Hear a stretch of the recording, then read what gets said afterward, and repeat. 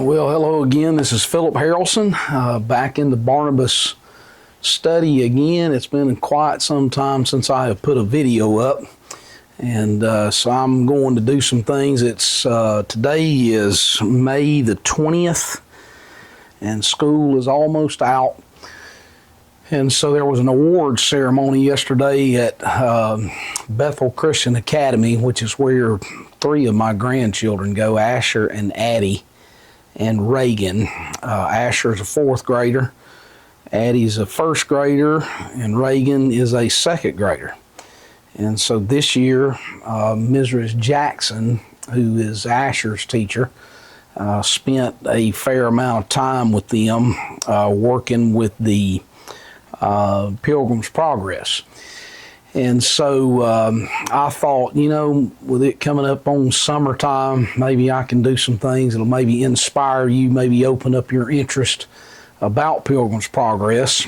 And so I'm going to, for the next little while, and I know I've started various series and thoughts in the past, but I'm going to try to maybe do some things about the Pilgrim's Progress. I don't know if you've ever read it before.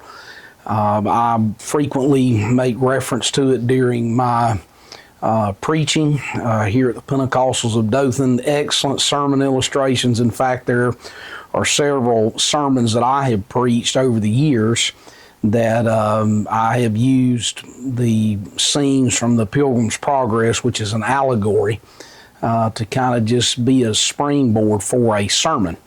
And so with Asher graduating, and then this year he had to do, he drew a map, and he's constantly drawing pictures in various places. He's gotten to be a pretty handy little artist, and so I thought, maybe I ought to just kind of maybe go through some of the scenes in Pilgrim's Progress, and then even more so than that, maybe bring out some very strong theological principles for Christian living. And so that's what I'm going to do. So with this first little video that I'm going to do, I'm going to kind of talk about actual reading Pilgrim's Progress. Now this copy right here is the copy that I first read. It is the Pilgrim's Progress in Modern English. It's published by Pure Gold Classics, setting the standard in revised Christian classics. And they did this in modern English, a lot of different features. I bought this book probably, I would guess probably 1996, 97, 98, somewhere in that time frame. The reason I remember that is because I was still working in the cath lab at Flowers Hospital here in Dothan, and so I happened to go into our local family Christian bookstore.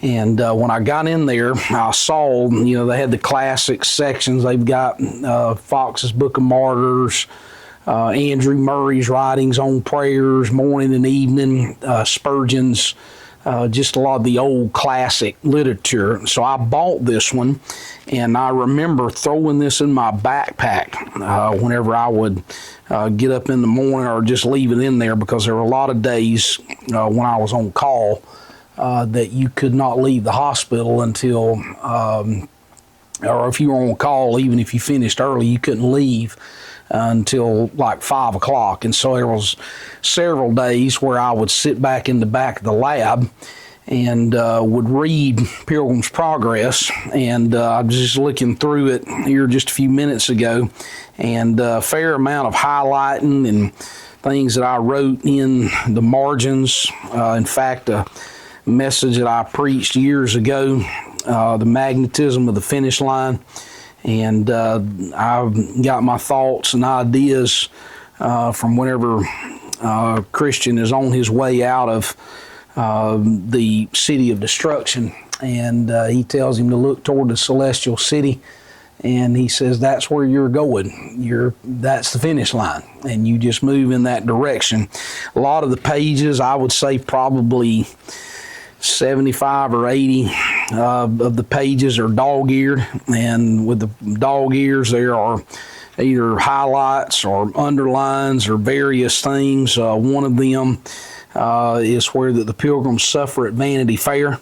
The jury then went out. Their names were Mr. Blind Man, Mr. No Good, Mr. Malice, Mr. Love Lust, Mr. Live Loose, Mr. Heady, Mr. High Minded, Mr. Enmity, Mr. Liar, Mr. Cruelty, Mr. Hate Light, and Mr. No Satisfying. And pictures in here. Gain glory, testifies against faithful. That picture is in here. Fair amount of art. Pilgrims enter Vanity Fair, that's in there. So I do know that if you try to sometimes maybe pick up some of the classics, this is the Pilgrim's Progress Penguin Classics. Most of this is very much written in the KJV sort of language, and I do know people, some people prefer a little more modern translation. And so this one right here, if you have not read Pilgrim's Progress, this would be a good place to start. Or I would even say this is the one that Asher had to read at Bethel Christian Academy. And this one is called Little Pilgrim's Progress from John Bunyan's Classic. It's written by Helen L. Taylor and published by Moody. For more than half a century, Little Christian and Christiana have captivated children in their quest to reach the celestial city. A journey fraught with danger, pitfalls, and temptation, this retelling of John Bunyan's classic allegory, Pilgrim's Progress, celebrates more than 60 years. The anniversary edition of the Little Pilgrim's Progress contains the best of the many illustrations used to depict the highs and lows of the Christian journey through life to the ultimate reward, eternity with Christ. This profound allegory will delight young readers, providing spiritually rich reading they will adore and long remember. So that is if you want to, maybe take this copy right here and start with it. But I would recommend starting with this one, Kids Classics, or with this one, Pilgrim's Progress in Modern English, published by Pure Gold or Bridge Logos publishers. Will be a very good place for you to start. So over the next several days and weeks, I'm probably going to be putting up some videos that's going to maybe hopefully encourage, inspire you to do some summer reading. Don't let your brains just veg out. You waste your mental and spiritual steam on Netflix or various things like that. But maybe some of these things that I'll talk about will kind of stimulate your mind so that you will be able to move forward and really realize the value of John Bunyan's classic work called The Pilgrim's Progress. So until next time, God bless, and we'll see you later.